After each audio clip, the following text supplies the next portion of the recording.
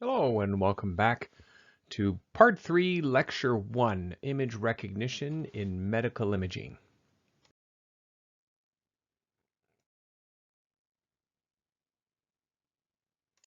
In this lecture, we are going to be talking about images in medical imaging.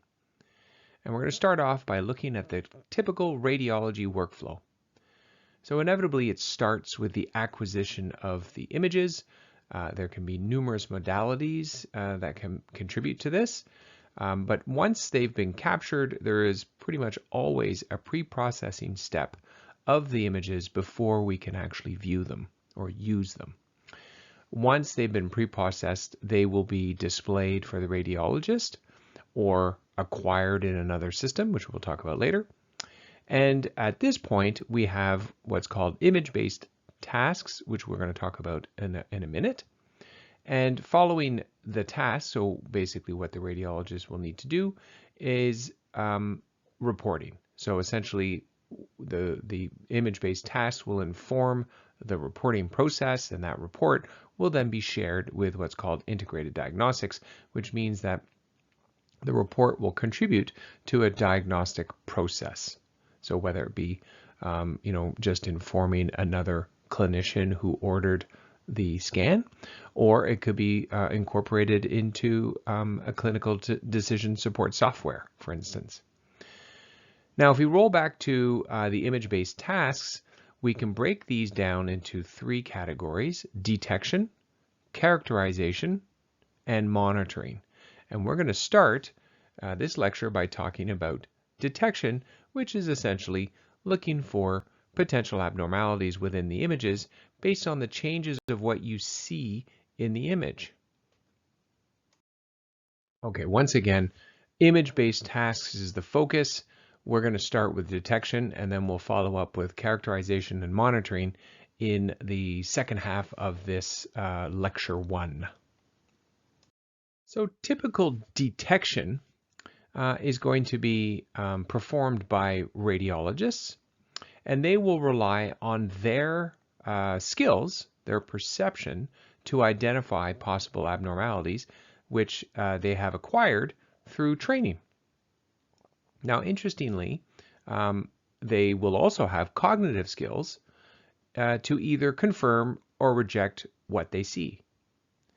Now, I guess the piece that's brought up over and over and over again is, can artificial intelligence and machine learning replace a radiologist who's doing those two tasks? So one is the detection, and then it's followed up with a cognitive ability to make a decision.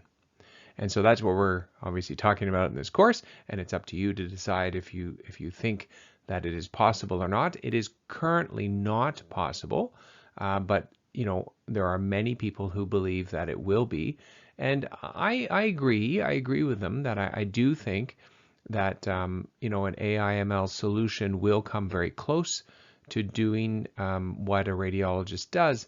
But I think ultimately it's going to become a moving target. So in the sense that, the radiologist is not going to, their abilities and their careers, are not going to remain static over time. So meaning that as these tools are offered to radiologists, they'll immediately adapt and make use of these new artificial intelligent tools in order to make their job more interesting and enable them to actually perform more and better at what they used to do. So one of the primary goals of the current artificial intelligent machine learning solutions is detection. And I think one of the advantages of an artificial intelligence solution is going to be that it will be more of, actually, it will be an objective, solution, as opposed to radiologists, which the way they perform their tasks and make their decisions ultimately become or can become a subjective or be part of a subjective decision matrix. Whereas in the AI, it's going to be trained to do exactly what you're asking it to do, and so it will be objective. So before we get into all the AI, machine learning, fun stuff, let's go back a little bit in time to probably the 1950s, 60s when it started, and that is to discuss what's called computer-aided detection. So CAD, it's known as CAD, and in this case, we're just making the distinction for CAD-E, which really means computer-aided detection. And the goal in this case is to reduce false negatives, right? So it's to help you detect correctly what you're looking for. And there are many pattern recognition software out there that will do exactly that. They will, identify features of an image and just bring them to the attention of the radiologist and say, hey, maybe you should have a peek at this to make sure you didn't miss it or to rule it out as not important. Now, CAD-X, on the other hand, is computer-aided diagnosis. And in this case, the goal is to analyze the likelihood that a feature that's observed in an image actually represents something specific to a disease process, which a good example is benign versus malignant cancer. Of course, now becomes the fun of accuracy. So meaning that we need to be mindful in this case that if we have software that is making a diagnosis, that it is accurate and safe, actually, in the sense that you don't want to, subject the patient to unnecessary harm if they are wrongly diagnosed. And so this is where accuracy comes into play, and it is very challenging to get software to pass regulatory compliance to act as a diagnostic tool. And this is something we've already talked about, and we will talk about later on in the course as well. Let's start talking about machine learning and compare it to computer-aided detection. Now, traditional machine learning methods typically depend on what we refer to as engineered features or explicit parameters that are based on expert knowledge. And these machine learning models can build on this and potentially identify what we would call a biomarker. Now, that's all fine, but we'd like more. I mean, I think that's the intent of this course is we'd like something a little bit more accurate or more, flexible or adaptable. And so advances in deep learning artificial intelligence is where we now have, recognition techniques which do not require explicit feature definition. And that's the strength, and that's the whole machine learning, that it learns on its own. Given specific parameters, it will learn on its own and decide on its own which features are important to ultimately perform the task that it has been given. Now, of course, because we're talking about images, convolutional neural networks, which we're going to talk about in this lecture, are currently the most prevalent deep learning architecture, what we call topologies that are being used in medical imaging. And they're generally very well suited for supervised learning, as we've already talked about, that uses labeled data. Now, other architectures, for instance, such as deep autoencoders, generative adversarial networks, or GANs, GANs, are more well suited for unsupervised learning tasks when you have unlabeled data. So there is now an ever-growing overlap between the typical traditional CAD for detection and artificial intelligent machine learning solutions that are enhancing CAD. So it's a better CAD, if you wish. And this is made possible, of course, by all the technical advances, as we've talked about in computers, but also what is done more and more is taking the radiologist defined criteria and distilling it into a pattern recognition solution where the computer vision algorithm can highlight objects or patterns or textures within the image to identify it back to the radiologist. To clarify, computer-aided detection software was introduced as a complementary tool simply to draw the radiologist's attention to certain areas in the image in order to make sure that they ruled in or ruled out that it was an abnormality. The goal is not to do the radiologist's job in the sense that it will not detect all potential lesions. And the reason for this is because you have to imagine the radiologist is looking for a variety of different abnormalities, and for you to be able to design and develop software that would literally pick up all possible abnormalities, that would be a big job. That would be very complex software.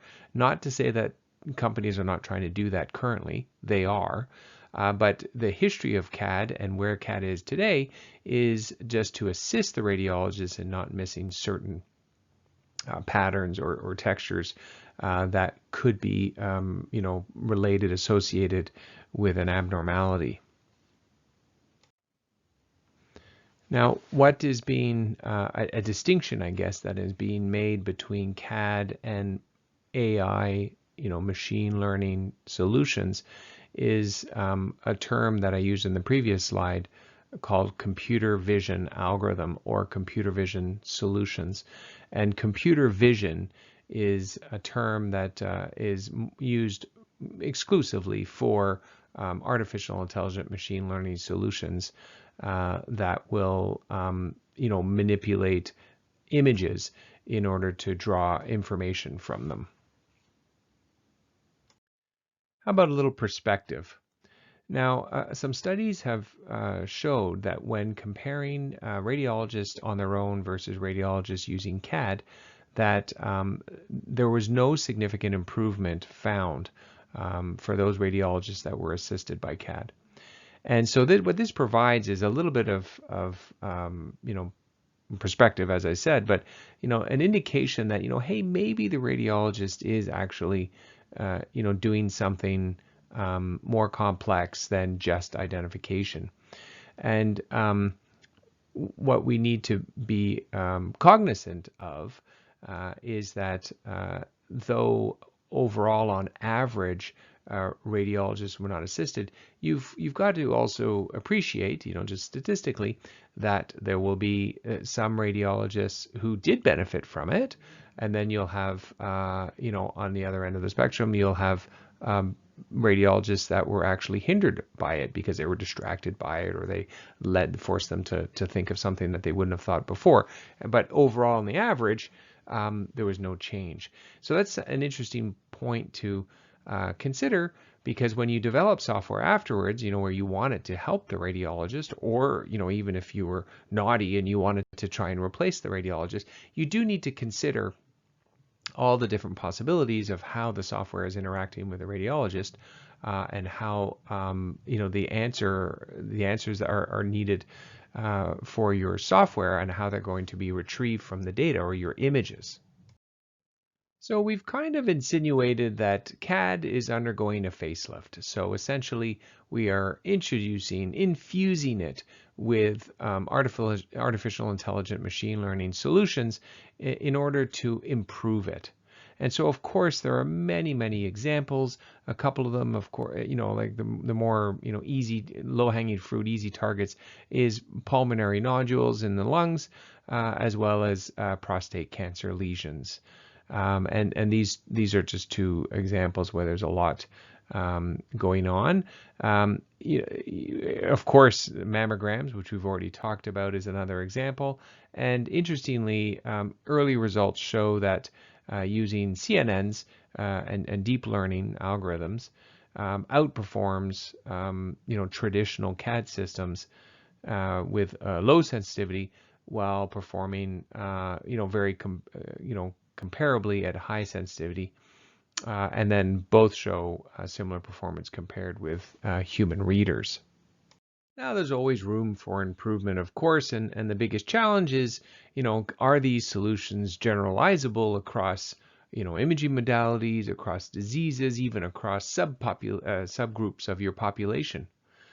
But, what we're seeing so far with computer vision and deep learning is that there is, optimism that this approach will bring us closer to a generalizable solution.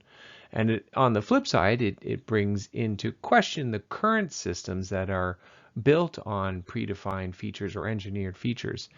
So the two together is kind of driving the research in order to A, validate current systems, and B, improve on them, and try and make them more generalizable, or and the goal for that, of course, is utility, right? The ability to have a one-stop shop would be wonderful, that you just have one system that's going to check for everything and all modalities for all diseases. I mean, ultimately that'd be great. That's a little bit like Star Trek, but I think ultimately that's the driver. So how about clinical diagnosis? So essentially, in terms of the technology, it's going to be very similar, because inevitably you're just identifying, the same patterns, except for instead of just bringing it to the attention of the radiologist, you're getting your software to, have as well incorporated a decision analysis in order to decide, is this cancer, is it not cancer, for instance, in the example of mammograms. And so does this exist? Yes, absolutely. It already exists. Is it successful? Yes, it is successful. The challenge currently is getting it through the FDA or Health Canada to serve as what's called computer or software as a medical device. So computer software that's going to act as a diagnostic tool through regulatory compliance. And that's the tough bit. But is it going to make it through? Yes, it will. It is in the process of doing that. And more you're going to get diagnostic tools that are driven by artificial intelligent machine learning solutions that are going to be seen in the clinic. As mentioned in the previous slide, we are seeing more and more computer vision algorithms being incorporated into CAD systems successfully, where there is a noticeable gain in performance. And often this is attributed to what's called denoising, or reducing your background noise. And this is, nothing new in the sense that you always want your signal to noise ratio to be in your favor, meaning that you have a large signal to a lower or lowest background noise possible. So if you have the ability, thanks to, for instance, deep learning methodologies, to reduce the background noise, then inevitably you're going to get a better signal, and this will increase your performance of your CAD system. Now that we've talked about detection or computer-aided detection, computer vision, the ability of computers to read and assess images in order to detect patterns of interest. I think it's time for us to start talking a little bit about machine learning, and let's start with what's called traditional machine learning, and we'll start with probably the most common problem that gets addressed by machine learning, and that is classification. So dividing data into groups. And here's an example of a problem. So you have data that is nonlinear separable data. So meaning that, usually you start off with an image where you have, a cloud of points, and half of them are red and half of them are green, and they're on one side and the other, and you have a straight line that separates them. That's a linear separable data set. In this case, it's nonlinear. So what do you do? So, I like to start with this one because that's showing some of the strengths of machine learning. So the ability to, separate nonlinear data is not an uncommon problem. It's something that comes up frequently. So, if you're in the world of statistics or classical statistics or, everything, not everything, but, very often you're hoping for a linear relationship because that's the foundation of most of traditional statistics. And so you try and then you realize, and that's the one thing you do as a statistician, is you look to see if your assumptions are correct and if the data or if the relationship in your data is linear, because then you can apply, the classic parametric linear regression methods. In this case, or in very many cases, the relationship in your data is not linear, it's non-linear. And so what do? And here is an example of where machine learning is helping, in that it provides a methodology where you can transform the data from nonlinear into a new space that is separable, and therefore you can perform classification. So the machine learning approach that we use is called support vector machines, or SVM, and it is very simply a classifier that is used with what's called kernels, which is what transforms the data in order to maximize the distance between your samples or your groups. Right? And so your kernel can be linear, of course, so you could do classic linear approach, but you can also do other approaches for nonlinear data. And then once you've done your transformation, then you do what's called your support vector calculation. As with all methodological approaches, whether it's in statistics or in machine learning, there will be parameters that will need to be considered in order to best fit the model to your data, and SVM is no exception. The two parameters that you need to consider are regularization, also known as C, for the cost, which represents the cost of misclassification, and gamma. And gamma is the parameter of the Gaussian kernel, which I referred to in the previous slide. Now, when you're building a model, you need to be cognizant of the prediction error. And that prediction error is made up of bias and variance. And what you want to do is find the model that gives you the best trade-off between the two. So minimizing both bias and variance as much as possible. Now, a model with high bias, for instance, will pay very little attention to the training data and will oversimplify the model. And this will be referred to as underfitting your model. And this will always lead to high error in both training and test data sets. On the other hand, models with high variance will pay a lot of attention to training data, but does not generalize on data that it hasn't seen before or the test set very well. And as a result, these models will perform extremely well on training data, but will have very high error rates on the test data.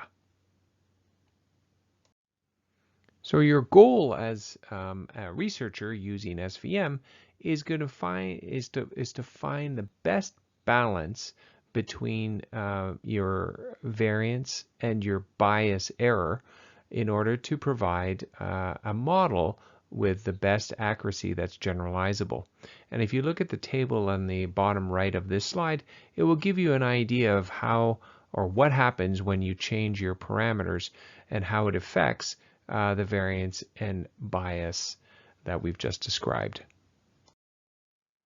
So when considering the kernels in support vector machine, basically you need to know the distribution of your data. If you know that the problem is linearly separable, then you can use the linear kernel. This tends to not happen that often because you won't turn to SVM if you have such a simple approach. Very often you will not know the data distribution, and therefore in this case you will use the radius basis function kernel, which is probably the most used kernel. On the other hand, if you know that you are working with a polynomial data set, then you can use the polynomial kernel. Now, another solution for dealing with nonlinear separable data is to consider nonlinear functions. And modeling with nonlinear functions will allow you to predict division lines that have very different shapes. So this leads us to the fully connected network, also considered a traditional machine learning approach, which is basically a linear combination of weights and inputs that are connected to your output layer or your outputs, which in the case of a classification would be, for instance, in a binary classification would be your two levels. Now, adapting the fully connected network by introducing more and more middle layers, what's considered middle layers, so you have your input layer and you have your middle layers and you have your output layer, is considered the artificial neural network, and I'm sure you've heard of that, or the dense neural network. And the dense neural network is where we're going into deep learning, where you're going to have multiple middle layers. Let's just quickly compare the two approaches. Support vector machines only classify two categories, so that's one of its limitations. Fully connected networks are parametric versus support vector machines, which are non-parametric, as we've seen. Now, support vector machines are simpler, but less typically powerful, and this is probably the main reason why neural networks have seen such great success as of late in all of the artificial intelligent machine learning solutions that are being proposed today. And this is what we're going to now transition to, is talking about neural networks. So that's it for the first half of the first lecture of part 3. When we come back, we will talk about neural networks. See you then.